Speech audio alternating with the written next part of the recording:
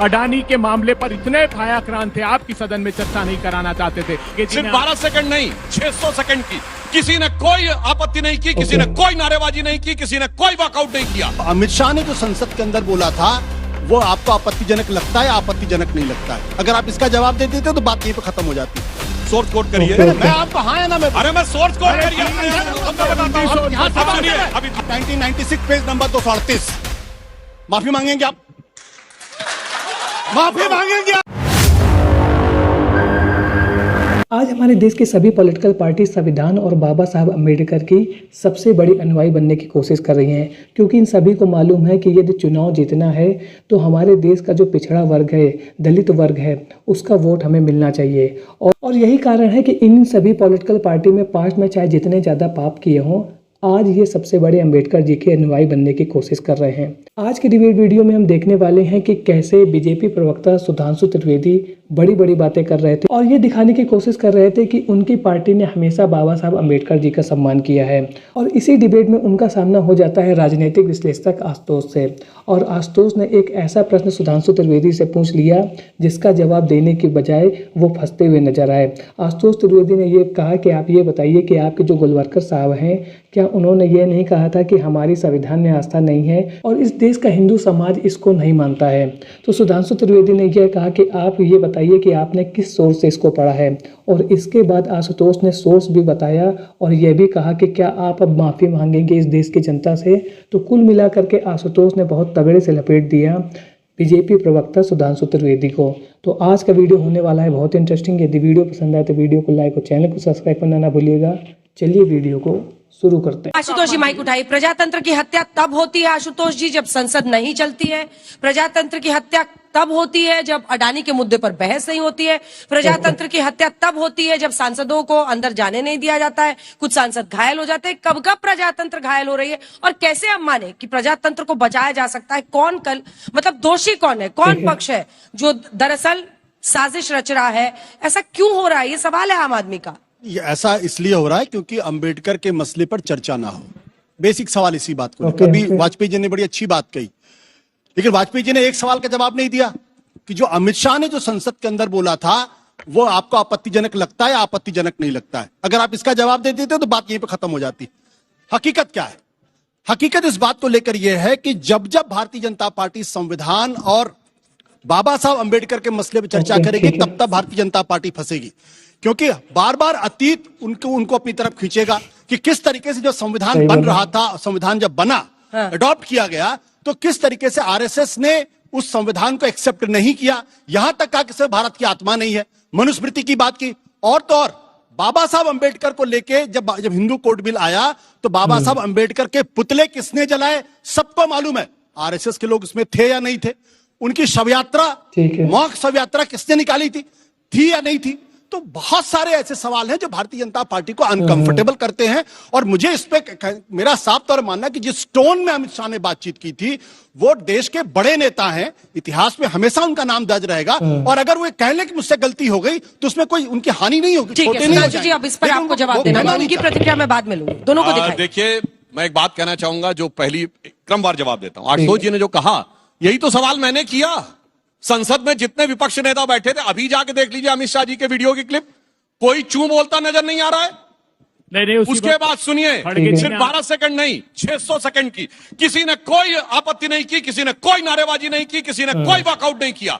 यह दर्शाता है कि बाहर आके राजनीति हुई। और मैं फिर विनम्रता से पूछना चाहता हूं, जबकि ये तो वरिष्ठ व्यक्ति हैं, कॉन्स्टिट्यूशन किस दिन बन के खत्म हो गया? 26 नवंबर 1949। और आरएसएस पे प्रतिबंध कब लगा हुआ था? 48 और 49 में। और आरएसएस ने आके प्रदर्शन कर दिया। यही मैं कहना चाहता हूं कि ये लोग जो कहना चाहते हैं, अब मैं बता रहा हूं सर, अपने अपने टर्न पे बोलिए।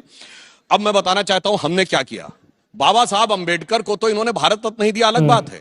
जिसने बाबा साहब को चुनाव हरवाया और बाबा साहब के अनुसार धांधली से हरवाया, उस नारायण कारजोरकर को 1970 में पद्म भूषण दिया। बाबा साहब को पद्म अवार्ड नहीं दिया। इसीलिए जब ये कहते हैं हकीकत उभर के आएगी, तो अब मैं बताता हूं हमने क्या किया। बाबा साहब की जन्मभूमि को इन्होंने स्मारक नहीं बनाया। वो 1990 में जब मध्य प्रदेश में हमारी सरकार आई, सुंदरलाल पटवा जी की सरकार, तो उनके जन्म स्थान महू को स्मारक बनाया गया। अब नागपुर की जो चैत्य भूमि थी, दीक्षा भूमि, उसको स्मारक कब बनाया गया? जब 1996 में हमारी और शिवसेना की गठबंधन सरकार आई। अलीपुर रोड का बंगला, जहां उन्होंने अंतिम सांस ली, दिल्ली में अटल बिहारी वाजपेयी जी की सरकार आई, तब 2003 में उसका अधिग्रहण हुआ। जब मोदी जी की सरकार आई तो मुंबई नहीं, लंदन में जाकर जहां पर उन्होंने शिक्षा ली थी, उस मकान को भी लेकर हमने उसको स्मारक बनाया, पंच तीर्थ बनाए। अरे जल्दी से छोटा क्या सा गोलवलकर ने ये नहीं कहा था कि संविधान में भारत की आत्मा नहीं है? कहा था या नहीं कहा था? कहा था। मैं आपसे हाँ या ना में जवाब चाहता हूं। सोर्स कोट करिए। मैं आपको हाँ या ना में, अरे मैं सोर्स कोट करिए, अब मैं बताता हूं। सुनिए, अब इतिहास की बात आप सुनो। सरेआम माफ करिएगा, मैं कभी ऐसे शब्दों का इस्तेमाल नहीं करता हूं, लेकिन सुधांशु जी आप सरेआम सरेआम आपके पास गलत बयानी कर रहे हैं। अब मैं कोट कर रहा हूं। गोलवलकर ने स्पष्ट तौर पे कहा। अब सुनिए, अब 1 मिनट मुझे निकालने की जरूरत नहीं है। महात्मा गांधी ने अगर इनकी बात मानो, अब सुनिए पूरी बात, परेशान होने की जरूरत माइक के बिना नहीं होगा, माइक के बिना नहीं होगा। मैं जवाब दे रहा हूं भाई। अरे मोबाइल देखने की मुझे जरूरत नहीं है, आप सुनिए। अगर ये कह रहे हैं तो देखिए, 6 अगस्त 1947 को महात्मा गांधी ने कहा कि मैं इस तिरंगे झंडे को सर नहीं झुकाऊंगा। संपूर्ण गांधी वांग में खंड नवासी। बोलो भाई, गांधी सही बोल रहे थे, गलत बोल रहे थे? बोलो।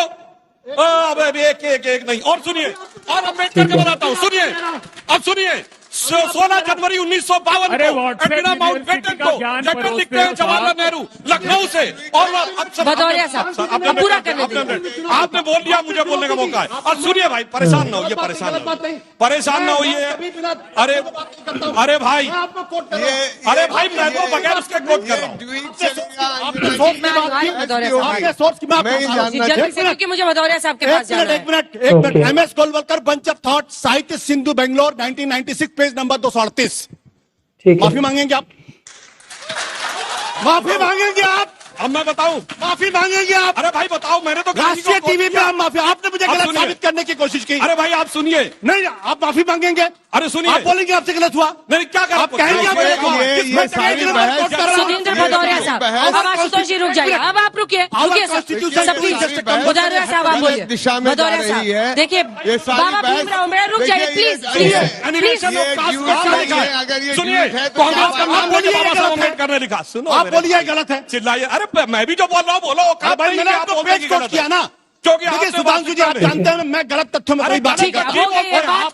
साबित करने की कोशिश की। हो गई सेकंड राउंड। ईमानदारी इसमें है कि आपको माफी मांगनी चाहिए। बात कहने दीजिए। ईमानदारी इसमें कि आपको माफी मांगनी चाहिए। अब सुनिए, मैं बोलता हूँ, 16 जनवरी 1952 जवाहरलाल नेहरू एंटीना माउंटबेटन को लेटर लिखते हैं, और वो भी लखनऊ से। और क्या लिखते हैं कि 51 के चुनाव में our victory in Bombay city and province has been much greater. और आगे लिखते हैं, अम्बेडकर हैज बीन ड्रॉप्ड।